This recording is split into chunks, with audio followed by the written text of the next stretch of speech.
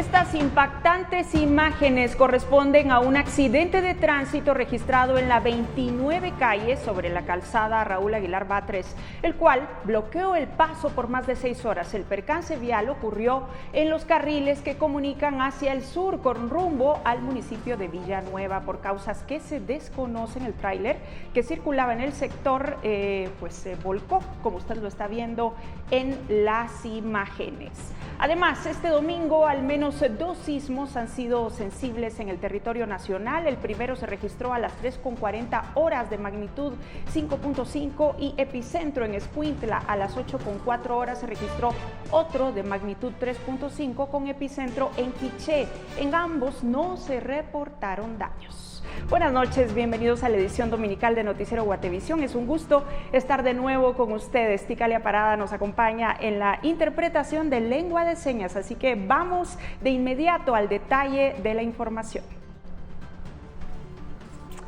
Bien, y les cuento, tenemos en este momento lo más reciente de la actualización del Ministerio de Salud Pública y Asistencia Social relacionada con los casos que se han registrado en las últimas horas de COVID-19, en la que se reporta que se diagnosticaron 390 nuevos contagios. Con ello, el país contabiliza 90.092 casos, es decir, Guatemala ha superado los 90.000 casos al día de hoy.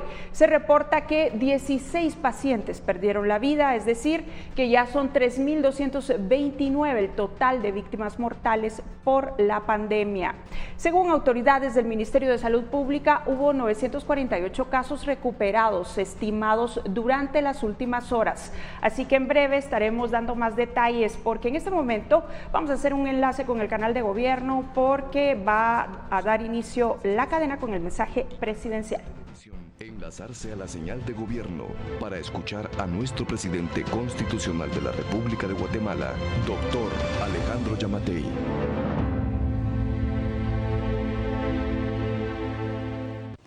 Estimados conciudadanos, muy buenas noches. Lo primero de todo, quiero agradecerles a ustedes, guatemaltecos. Quiero agradecerles a ustedes que durante meses se han cuidado y nos han cuidado a todos. Gracias a los que toman las medidas, los que se cuidan la distancia y la higiene. Gracias a los que trabajan cada día, a los que se levantan muy temprano para alimentar a sus familias y luchan por la recuperación de este país. Gracias a los empresarios que con sus negocios dan empleo tan imprescindibles ahora más que nunca. Gracias a los que cuidan de sus mayores, a quienes les protegen. Les necesitamos a todos ustedes. Necesitamos a cada uno de los guatemaltecos luchadores y responsables, madres, trabajadoras, ciudadanos en general. Todos ustedes son imprescindibles y quiero reconocer que están haciendo una gran labor. Pero por desgracia, todavía no es suficiente. Tenemos que seguir en pie, tenemos que seguir hombro con hombro resistiendo a este virus. Tenemos que seguir cuidándonos los unos a los otros. En las últimas 12 semanas hemos estado asistiendo a una baja constante de casos en nuestro país, pero no estamos libres de la evolución de este virus. Hoy más que nunca tenemos que cuidarnos para evitar que la enfermedad vuelva a crecer. Aunque les digo con certeza, hoy estamos mejor preparados que hace 6 meses. Hoy tenemos más camas listas para atender a gente con COVID-19. Tenemos 5 nuevos hospitales. Hemos inaugurado centros de atención permanente de salud para asistir de una mejor manera. Tenemos respiradores que no teníamos cuando iniciamos. Tenemos equipo, pero lo principal, tenemos el recurso humano valioso de hombres y mujeres que trabajan cada día, sin descanso, médicos, terapistas respiratorios, enfermeras y todo el personal de salud pública y privada.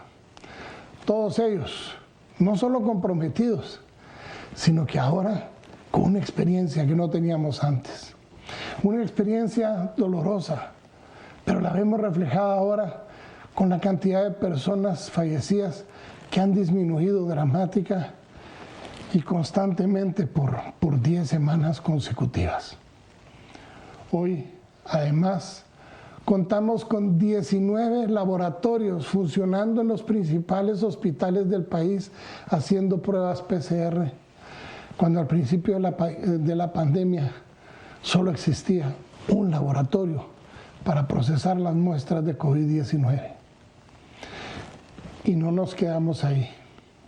Hay 2 laboratorios móviles que están recorriendo el país, llegando hasta los últimos rincones para obtener pruebas y de esa forma poder determinar brotes que se puedan tratar en forma inmediata. Pero todo lo que hemos hecho no es suficiente. Esto nos exige dar lo mejor de nosotros, desde sus casas hasta el Palacio Nacional. Tenemos que seguir dando pelea, desde cada ministerio hasta cada comercio, seguir trabajando y aportando lo máximo de cada uno de nosotros. Como ustedes saben, estoy bajo el cuadro COVID-19. Han sido ya 10 días, pero debo decirles que estoy bien. Los médicos me piden paciencia, que por cierto me hace falta, porque dentro de muy pocos días, primero Dios, volveré a mi actividad normal. Mientras tanto, sigo trabajando, dando el máximo por teletrabajo, como tantos y tantos de ustedes han tenido que hacer. Agradezco a todos los grupos de oración de los distintos credos que llevan días orando por mí, por mi salud y por las personas que hemos salido contagiadas de COVID-19, en especial este fin de semana. Muchas gracias. Ahora somos guatemaltecos más conscientes que hace 6 meses y hemos demostrado que cuando nos unimos somos más fuertes. En los días pasados, nuestros aeropuertos y nuestras fronteras se abrieron. La preservación de la salud, unida a la recuperación económica, es el reto que ahora enfrentamos. Tenemos una gran oportunidad. Si cuidamos la salud, si abrimos nuestra economía, Guatemala va a ser un destino para la inversión extranjera y un destino turístico sin precedentes. Esta apertura es una gran oportunidad, pero implica una inmensa responsabilidad. Pronto comenzarán a llegar proyectos que ayudarán a nuestra recuperación y vamos a ver también incluso familias reunidas que se habían separado. Pero tendremos que estar más atentos, tenemos que cuidarnos más. Estamos ante uno de los momentos más importantes de todo este proceso. Para los próximos días, las disposiciones presidenciales se mantienen exactamente igual. No hay cambios. Cuento con ustedes, guatemaltecos. Estoy orgulloso de su compromiso con el país, de su compromiso con sus familias. Sigamos comprometidos con la salud, sigamos comprometidos con las medidas que se están tomando, sigamos comprometidos con la recuperación de la economía, sigamos comprometidos con Guatemala. Que Dios les bendiga, pero especialmente que Dios bendiga a Guatemala. Bien, acaba de concluir la cadena con el mensaje del presidente de la República, Alejandro Yamatei. Datos puntuales, dice que su salud es estable. Vale la pena destacar, como él mismo lo dijo, es el 10º día de la enfermedad para él. Recordemos que el protocolo del Ministerio de Salud Pública y Asistencia Social establece que después de los 10 días las personas en Guatemala son dadas como recuperadas. Al parecer, en el caso de él no es así. Habrá que consultar a las autoridades de salud cómo continuar aplicándose este protocolo. En todo caso, será un tema que le estaremos dando seguimiento durante la semana. Otro dato importante, las medidas de restricción se mantienen tal como la última semana. Tómelo en cuenta, por favor. Y, por supuesto, le invitamos a que esté pendiente de nuestras cuentas de redes sociales. Lo decíamos antes de este mensaje, Guatemala ya supera los 90,000 casos de contagios desde que se dio a conocer el primer caso en el país. Y bueno, precisamente este fin de semana, fíjese usted que la Dirección General de Transporte Extraurbano realizó ensayos de verificación de las unidades junto al Ministerio de Salud Pública y Asistencia Social y la Municipalidad de Guatemala para establecer cómo estarán funcionando las unidades de transporte con los protocolos de protección y prevención en este momento. Veamos. Los ensayos se ejecutaron con los buses que llegan a El Trebolito de zona 7 y Centra Norte en la zona 17, donde las autoridades verificaron que los buses cumplan con los protocolos establecidos. En todo el país, la DGT tiene registradas 24.500 unidades. Sin embargo, solo estarán funcionando entre el 30 y el 50%. Y si algún piloto satura las mismas, podrían ser inhabilitados. La primera es suspensión del registro de conductor por 3 meses. Y si hay reincidencia, se le cancela el registro. Esto quiere decir que el conductor no podría volver a manejar ningún tipo de transporte público en lo que queda. Pero hacemos también la invitación al usuario para que nos denuncien, pero un dato bien importante es el número de placa de la unidad, ya que muchas veces nos llaman y nos dicen que una unidad de ciertos colores, pero no nos dicen cuál es, y esto no nos ayuda a saber cuál está cometiendo la falta. Y aunque dentro de los protocolos se establece la desinfección constante de las unidades, hay vecinos en la zona 7 que piden buscar otras medidas que no generen contaminación auditiva, pues les está afectando. En Centra Norte, por tercer fin de semana, las rutas que se dirigen al norte y oriente del país realizaron ensayos en las unidades para verificar sus protocolos, así como determinar qué otro tipo de medidas se pueden seguir usando. Acá también 30 unidades del transurbano que recorren ruta al Atlántico, zona 18 y 6, participaron con el objetivo de poder empezar a reactivar este transporte. Pero en el caso de las unidades de Centra Norte, por el momento, la persona que ingrese se podrá dar cuenta que en una de las entradas está un certificado médico y a través de ese certificado se establece que la persona que conduce la misma no cuenta con problemas de salud y la intención es mantener una continuidad de tal manera que se respalde que la persona que está conduciendo no vaya de alguna manera a tener deficiencias y tener problemas con nuestros usuarios. En el caso del transporte extraurbano, la tarifa por pandemia que les fue autorizada es cobrar el doble, mientras que el transurbano aún define si tendrá o no un aumento, pues aún se encuentran en diálogos con todos los sectores. Con imágenes de Noé Medina, reportó para Noticiero Guatevisión Andrea Domínguez. Y siempre en el tema, este fin de semana, los empresarios del transporte de pasajeros entre Antigua Guatemala y la ciudad capital hicieron otro ensayo del servicio con los protocolos de bioseguridad con el fin de obtener luz verde para reiniciar labores el 1 de octubre. De las 112 unidades, 12 fueron puestas a disposición de los pasajeros con un costo de 20 quetzales, pues las unidades solo son ocupadas en el 50% de su capacidad. Las autoridades municipales se planifican la construcción de una terminal de buses en la calle Landívar, cerca del mercado municipal, así como la definición de 4 paradas de abordaje en la 7ª calle y puente El Matazán.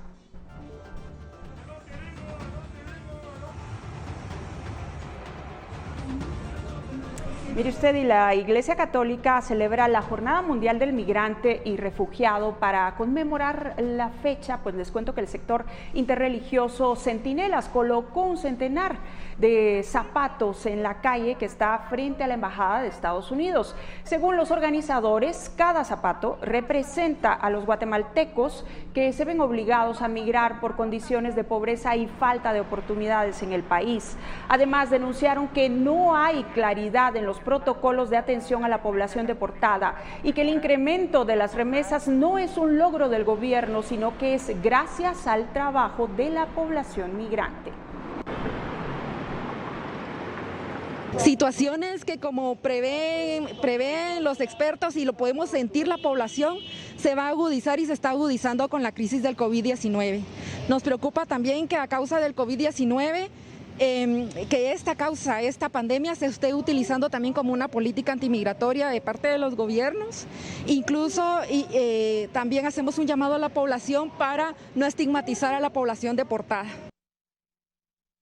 Y según datos de Ciprodeni, hasta el 31 de julio ya se reportan 2.289 embarazos, escuche usted, en niñas de 10 a 14 años. Ante ello, un colectivo de mujeres llegó a la Plaza de la Constitución a manifestar y pedir al Estado que ampare a este sector vulnerable. Según el colectivo, la pandemia y las restricciones se han convertido en el principal castigo de las niñas, pues muchas conviven con sus abusadores, ya que en varios de los casos son víctimas de sus familiares. En la plaza central, como usted lo observa, ellas también pintaron sobre el pavimento las figuras de niñas embarazadas, así como el número que ya se reporta y por quienes exigen que existan más leyes.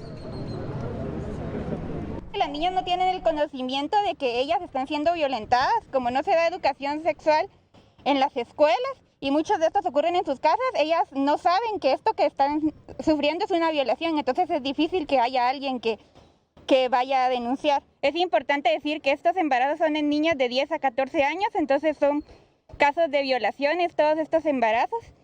La situación de la cuarentena ha empeorado esta situación porque muchos de estos casos ocurren dentro de las familias por parte de familiares.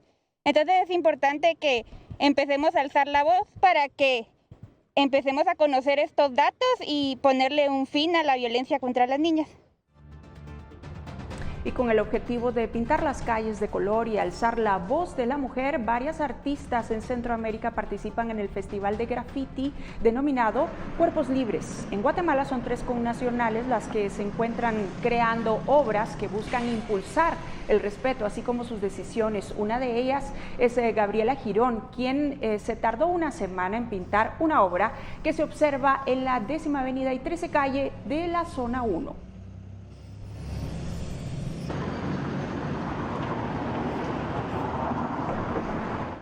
Y ahora le cuento que personas del sector turismo manifestaron su pesar en redes sociales esta noche por el fallecimiento de Mariano Beltranena Falla, exdirector del INGUAT y promotor de actividades del área.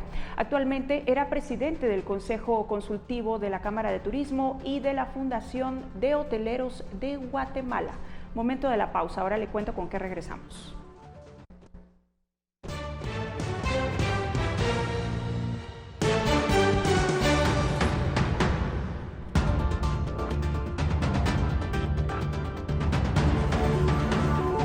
Esté pendiente porque en nuestro siguiente segmento le presentaremos un reportaje sobre el tratamiento de desechos sanitarios en el país. ¿Qué pasa con las mascarillas, jeringas y otros materiales? Ya volvemos.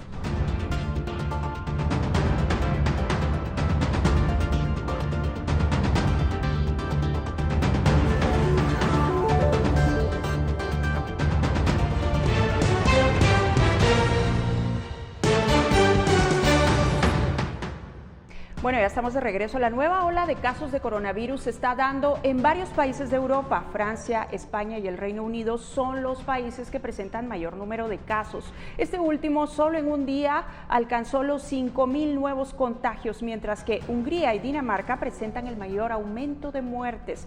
¿Pero qué medidas están tomando los países que registran más casos? Bueno, les cuento que en España, por ejemplo, se sigue el confinamiento selectivo, es decir, que algunas personas necesitan permiso especial para salir de sus casas. En el Reino Unido pasa algo similar, pero además hay nuevas restricciones de horarios, la prohibición de reuniones con más de 6 personas y multas por incumplimiento de normas. Hay que recordar que mientras no se tenga una vacuna disponible, el confinamiento, distanciamiento social y uso de mascarillas es lo que ayuda a prevenir contagios. La pregunta es, ¿en Guatemala tendremos que volver a más medidas de restricción para contener la propagación de nuevos casos en esta llamada segunda ola? Veremos qué pasa en los siguientes días. Y vamos ahora a ver cuáles fueron los hechos que marcaron los últimos días. Damos un repaso en la crónica de la semana número 28 del coronavirus en el país. Lunes 21 de septiembre. Algunos diputados y trabajadores del Congreso de la República dieron positivo a la prueba de COVID-19. Reportan 17 contagios. Martes 22 de septiembre. Edwin Asturias, director de la Coprecovid, dice que algunos hospitales están llegando al límite en ocupación de camas, lo que representa el inicio de una nueva ola de casos de COVID-19 en el país. Anuncian sanciones a aerolíneas que permitan viajar a pasajeros sin contar con prueba de PCR. Mientras tanto, el gobierno presenta un plan de reactivación económica. Miércoles 23 de septiembre. El ex candidato presidencial Manuel Valdizón guarda prisión en una cárcel de Estados Unidos desde el 1 de septiembre por un caso de lavado de dinero. La familia de la guatemalteca Nancy Paola Reyes, asesinada en España, pide justicia. Jueves 24 de septiembre. El superintendente de Administración Tributaria se retracta y dice que no hay planes para incrementar los impuestos al cemento y combustibles para alcanzar la meta de recaudación. Y el Ministerio de Educación fija nuevas fechas para el cierre del ciclo escolar en el sector público. Se extenderá hasta noviembre. Viernes 25 de septiembre. La Conred y el INSIBUME alertan de derrumbes e inundaciones por lluvias. El Ministerio Público declara lesivo para los intereses del Estado la compra de un edificio en la zona 5. La semana cerró con más de 3.100 muertes por coronavirus y superando los 88.800 contagios reportados.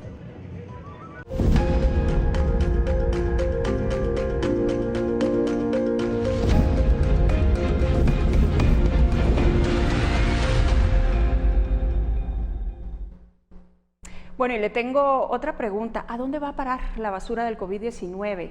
En el país no es muy claro el tema, pese a que la mala manipulación de estos puede generar no solo un impacto ambiental mayor, sino que un peligroso foco de contagio del virus. Ahora, Andrea Domínguez nos cuenta más en el reportaje de la semana. ¿Desechamos correctamente la mascarilla que usamos? ¿Qué pasa con las pruebas de coronavirus que se realizan en el país o con el equipo que usan médicos o pacientes? ¿En dónde acaba todo esto? El Acuerdo Gubernativo 509-2001, a cargo del Ministerio de Salud, establece las normas para el manejo de los desechos hospitalarios. Día a día, toneladas de residuos se generan en los hospitales públicos y privados, pero son tratados según su clasificación. Dentro de estos están los desechos bioinfecciosos. Acá entran todos los pandémicos. Los desechos bioinfecciosos, que son los que compete ahorita, estos son guardados dentro de bolsas específicas, que son rojas, y son etiquetadas como desechos bioinfecciosos. Estos son, digamos, recogidos por las empresas autorizadas como tal en todas las instituciones. Las recogen, las guardan y, por supuesto, las recolectan, las tratan ellos y disponen finalmente de estos desechos bioinfecciosos. Generalmente estos desechos bioinfecciosos son incinerados.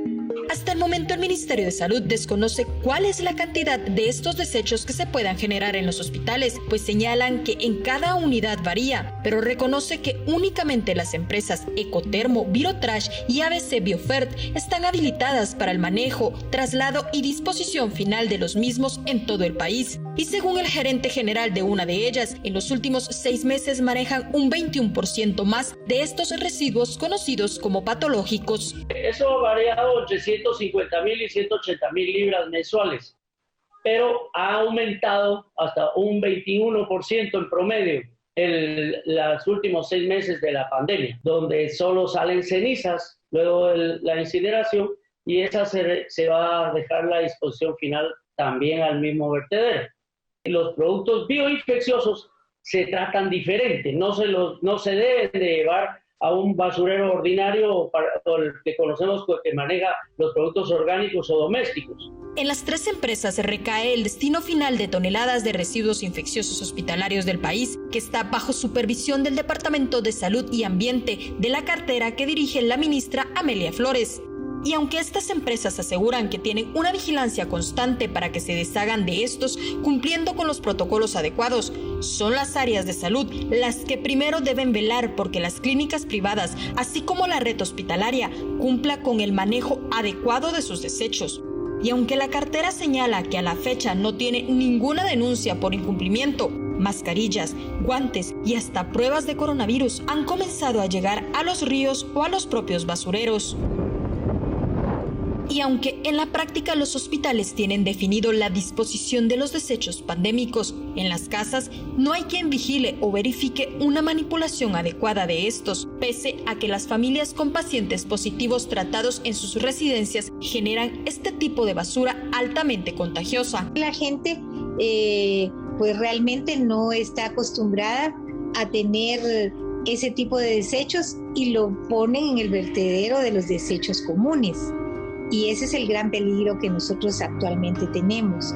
Por ello es importante que tanto el Ministerio de Salud, que es el responsable de emitir las normas y es el responsable de la prevención de los desechos hospitalarios, que en este caso son los bioinfecciosos, debería de haber paralelamente una divulgación masiva hacia la población de cómo debe de manejarse, porque el problema es eso, que en la actualidad, en primer lugar, tampoco no se tiene ninguna regulación pospandemia, ¿verdad? Según el Ministerio de Salud, los desechos producidos en casa, que aunque puedan provenir de un contagiado, son considerados como comunes, pero discrepan, pues estos mismos usados en hospitales sí los catalogan infecciosos. Las que nos competen en este caso son los bioinfecciosos, que sí, por su utilidad, pueden generar algún tipo de infección a nivel comunitario o a nivel personal, y los desechos comunes, que en este caso pueden ser las mascarillas, los guantes y todo lo demás. En el caso de los que se utilizan para pruebas COVID, estos ya competen directamente a salud dentro de las instituciones que generan salud. En los basureros ya es común ver mascarillas y guantes, algo con lo que conviven los recolectores a diario, que si bien reconocen que siempre exponen su vida con tal de subsistir, ahora enfrentan un nuevo peligro, pues en su intento de ganarse el pan diario, buscando entre los desechos que otros arrojan, viven con la incertidumbre y el temor de si los desechos pandémicos provienen o no de un portador del virus, ya que se mezclan o son arrojados entre la basura común. Ante ello, hacen un llamado fácil y básico a quienes desechan estos vitales implementos de protección. Es un temor que día con día lo tenemos, va directamente, pero a veces la necesidad es mucho más grande que eso. Sería bueno directamente que todos nos pusiéramos la mano en la conciencia, porque no solo ellos tiran la basura, sino que habemos más personas que la manipulamos y no somos nosotros los últimos. Aparte de nosotros están los camioneros, los ayudantes. Es una gran cadena que por lo menos después de que alguien tira la basura son 4 o 5 personas que pasan a través de sus manos. Entonces sería bueno que lo identificaran. No creo que cuesta marcarlo y diga mascarillas, guantes, eso es algo difícil, pero ya es conciencia de todos, pero sí se le agradecería mucho a la gente que colaborara en ese aspecto. Si bien no está claro el manejo que se le debe dar a esta basura en casa, sí se recomienda inactivar el virus, lo cual puede hacerse rociando alcohol, cloro o incluso amonio cuaternario sobre ellos, debido a que se corre el riesgo también de infectar los mantos freáticos. Con imágenes de Noé Medina, reportó para Noticiero Guatevisión Andrea Domínguez.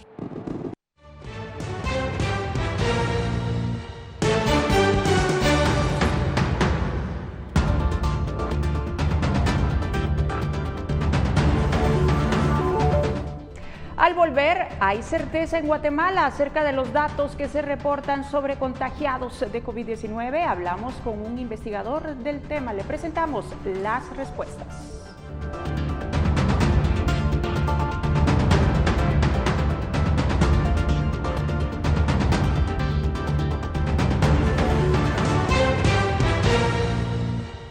Ya estamos de regreso. En la entrevista de la semana planteamos varias preguntas acerca de la certeza de los datos que se reportan sobre el comportamiento del coronavirus en el país, y esto es lo que encontramos. Conforme avanzan los días y vemos que la pandemia no cede, hay varias preguntas que quedan en el ambiente. Por ejemplo, si los datos que conocemos sobre el comportamiento del virus en el país son certeros, o bien, ¿cuál es la información real? Otra pregunta es ¿por qué en Guatemala se realizan menos pruebas que en otros países? Y por supuesto que hay muchas más. Hablamos del tema con Óscar Chávez, investigador y fundador del Laboratorio de Datos, una iniciativa que surgió con el objetivo de recopilar y analizar la información del coronavirus en Guatemala. Él piensa que se observan varias debilidades. Basado en los datos del RENAP, estos son todavía datos, diría yo, bastante preliminares porque estamos procesando todavía esta información para ser publicada, pero nosotros sí encontramos una diferencia bastante grande entre las muertes que reporta el ministerio como casos fallecidos COVID con la cantidad de personas que han fallecido, digamos, se le podría llamar sospechosos COVID, porque en el certificado de defunción los médicos pueden escribir si es una causa de muerte sospechosa COVID o por SARS-CoV-2 o por coronavirus, aunque no tenga prueba. Según el análisis del Laboratorio de Datos, se mantiene una diferencia marcada entre la información de personas fallecidas por COVID-19 que reporta el RENAP y los datos del Ministerio de Salud. Hasta el 31 de agosto, el Ministerio de Salud había reportado 2.850 muertes por COVID. Sin embargo, para esa misma fecha, el 31 de agosto, en los datos del RENAP, había 4.916 muertes que mencionaban COVID. Es decir, es casi el doble de muertes que se encuentran en RENAP relacionadas a COVID que las que reporta el Ministerio. Pero, ¿por qué se dan estas variantes? Una de las razones es la falta de pruebas. Existe un gran subregistro en Guatemala respecto a los casos que existen. Esto se debe a la cantidad tan limitada de pruebas que se están realizando. Esto es algo que nosotros hemos venido advirtiendo desde el principio de la epidemia. Cuando entró el doctor Asturias a Coprecovid, ¿no? Él hablaba de que se tenían que realizar 5,000 pruebas diarias. Nunca, ni un solo día desde el inicio de la epidemia hemos realizado en Guatemala 5,000 pruebas diarias. Existe una gran brecha, ¿no?, para esta cantidad de pruebas. Durante el mes de agosto, en promedio, hubo más o menos 3,000 pruebas diarias, pero desde inicios de septiembre la cantidad de pruebas cayó aún más a 2,500 y en los últimos días se están realizando muy poquitas pruebas, 2,000 pruebas diarias para todo el territorio del país. Esto lo que significa es que sí existe un gran subregistro de casos y un gran subregistro de fallecidos, porque tanto casos como fallecidos COVID confirmados dependen de una prueba positiva. Las dudas también se dan en el número de personas recuperadas, información que está basada en los criterios que utiliza el Ministerio de Salud. Esto claramente tiene bastantes limitantes, no solo por el subregistro de casos, ¿verdad?, sino también porque es posible que una persona a los 10 días todavía tenga síntomas y todavía sea contagiosa y como no se le realiza hisopado para declararle recuperado, pues puede ser un riesgo que entonces la persona diga ya estoy recuperado y salga a trabajar, se reúna con su familia y siga propagando la enfermedad. En cuanto a las herramientas públicas disponibles para el seguimiento del virus, el tablero representa la situación con datos oficiales, que también depende de la cantidad de pruebas realizadas, lo cual varía de un día a otro, lo que a su vez se observa en el semáforo epidemiológico. Lo que nosotros vemos en este tablero con los datos de pruebas, de casos y de fallecidos es la cantidad de pruebas, casos y fallecidos que se detectan por pruebas. Esto significa que no representa necesariamente la realidad de la epidemia en el país, ¿verdad? Porque puede que haya mucho más fallecidos, como nosotros pudimos ver en el dato del RENAP, y puede que haya muchos más casos, muchos más contagios que no están siendo detectados porque no se hacen más pruebas. Esa es la limitación del tablero que existe el día de hoy. Y lo que nosotros hemos visto en el transcurso del tiempo, que creo que ya van 4 o 5, ¿no?, periodos del semáforo, es que realmente no se ve ningún patrón, no se ve en el tiempo, no se ve cómo la enfermedad aumenta o disminuye en los municipios, porque el semáforo, los colores realmente no está diseñado para representar la situación de la epidemia en el momento, ¿verdad?, sino simplemente es una herramienta que está sirviendo como un criterio como una herramienta de reapertura económica más que una herramienta de control epidémico. Para Chávez, la priorización de la crisis sanitaria no ha sido la adecuada, pues en estos 6 meses no se ha realizado la cantidad de pruebas suficientes, lo que deja dudas sobre lo que pueda suceder en una segunda ola de contagios. Sabiendo que esta segunda ola se nos viene en las próximas semanas, ¿verdad? Porque ahorita nosotros lo que estamos viendo son las primeras señales de que se viene la segunda ola. Pero si nosotros no tomamos las lecciones aprendidas de la primera ola para prepararnos para esta segunda, pues es muy probable que la segunda ola se nos venga con mucha más fuerza y sea mucho más letal que la primera. Otro reto es lograr la certeza en la recopilación de información de los servicios privados de salud. Todos los hospitales privados, laboratorios privados, sanatorios privados que realicen pruebas, es muy importante que las reporten al ministerio para que entren dentro de las estadísticas. De otra manera, viendo la gran proporción de pruebas que se están realizando en lo privado, si no se están tomando en cuenta esas estadísticas, definitivamente estamos sumando al subregistro de casos y esto podría ser un gran problema. La segunda ola es inevitable, pero la pregunta es, ¿qué aprendimos de los primeros meses de contagios y qué tan preparados estamos? Bien, así las cosas. Recuerde enviarnos sus comentarios a nuestras cuentas de redes sociales. Y en este momento vamos a hablar de las condiciones del tiempo para las próximas horas. Ya está lista Pamela Valdés con los detalles. Buenas noches, Pamela. Muy buenas noches, Alejandra. Qué gusto saludarte. Es momento de compartir la perspectiva climática para esta noche y de mañana para que ustedes lo puedan tomar en consideración. Para esta noche, cielos parcialmente nublados en la mayor parte del territorio nacional y también en la mayor parte del periodo, con altas probabilidades de actividad eléctrica en las próximas horas. Y como pueden observar en pantalla, estas son las condiciones de mañana y tendremos principalmente tormentas eléctricas para la meseta central, los departamentos ubicados en el occidente. En la costa sur tendremos probabilidad de lluvia al norte, específicamente el departamento de Petén, y para el resto de los departamentos, cielos parcialmente soleados sin descartar la probabilidad de actividad eléctrica. Y las condiciones en los próximos días, específicamente en la ciudad capital, esperamos para el lunes, como les comentaba, probabilidad de tormentas eléctricas con una temperatura máxima que se registra de 26 grados centígrados. Para el martes y el miércoles, las mismas condiciones de tormentas eléctricas y las temperaturas máximas se estarán registrando de 25 grados centígrados. Y por último, la salida del sol lo esperamos mañana a las 5:51 de la mañana y se ocultará a las 5:55 de la tarde. Hasta aquí con información del clima. Que tenga una excelente noche.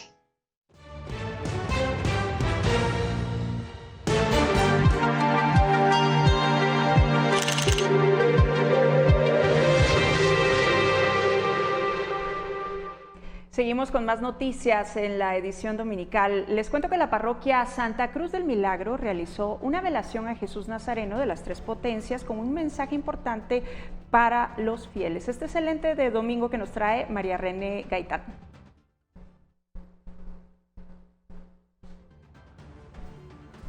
Y almas, fuente de paz y tranquilidad, se realizó la velación a puerta cerrada, con motivo del 136 aniversario de traslación de la consagrada imagen de Jesús Nazareno de las Tres Potencias, en la parroquia Santa Cruz del Milagro, ubicada en la zona 6 capitalina. Jesús sobresale frente a un mapa de Guatemala y le acompaña un mensaje del libro de Jeremías: yo te devolveré la salud y sanaré tus heridas. Darnos cuenta que no estamos solos, que seguramente esta pandemia pues nos ha causado muchas cosas, nos tomó de sorpresa, se paralizó el mundo, tantas cosas han cambiado, pero no estamos solos, sino que Jesús está con nosotros y está con nuestra Guatemala, y por eso está la imagen ahí delante de ese mapa de Guatemala que representa que Jesús está siempre, muchas veces atrás de nosotros para empujarnos, a veces está al lado de nosotros para acompañarnos.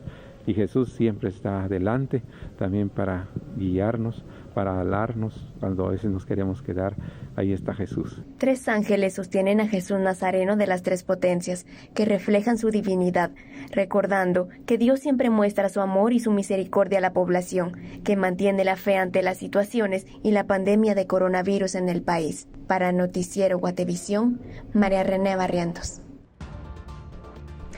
Y ahora les cuento que las lluvias registradas el fin de semana causaron inundaciones en varios sectores del país. En la ciudad, una de las áreas afectadas fue la calzada San Juan y Avenida Reforma. También en Huehuetenango se registraron deslizamientos de tierra y 3 personas resultaron afectadas. Otro incidente similar ocurrió en la aldea El Tesoro Abajo, Jocotán, en Chiquimula.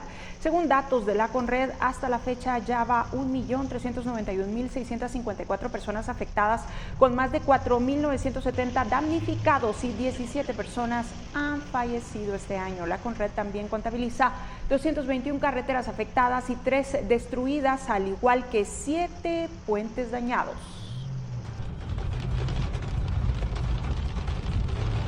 Y por un video en donde se observa que motoladrones estaban asaltando en los alrededores de la Plaza de la Constitución, agentes de la Comisaría 11 de la Policía Nacional Civil realizaron patrullajes para identificar a personas que se encuentran en el parque y evitar hechos que atenten contra la vida y el patrimonio. Los agentes utilizaron el dispositivo MI3 para identificar a las personas y establecer que no tuvieran cuentas pendientes con la justicia.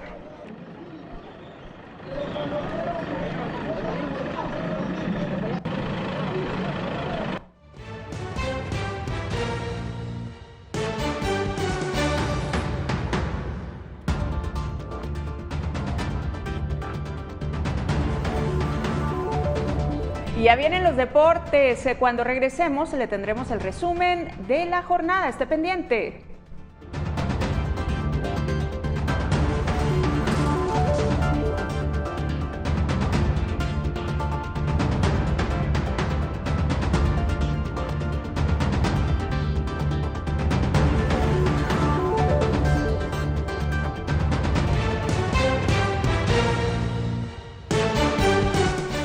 Ya casi nos vamos, pero antes quiero contarle que el presidente de los Estados Unidos, Donald Trump, dijo hoy que el Senado confirmará fácilmente antes de las elecciones a su nominada a la Corte Suprema, Amy Coney Barrett, pese a que los demócratas se oponen a su intención de inclinar a la derecha al máximo tribunal por los próximos años. Trump nominó a Barrett, favorita de los conservadores por su visión religiosa, para reemplazar el lugar que tenía la fallecida magistrada liberal en la Corte. Salvo una gran sorpresa, los senadores republicanos, que tienen 53 de los 100 votos en la Cámara Alta, esperan confirmar a Barrett.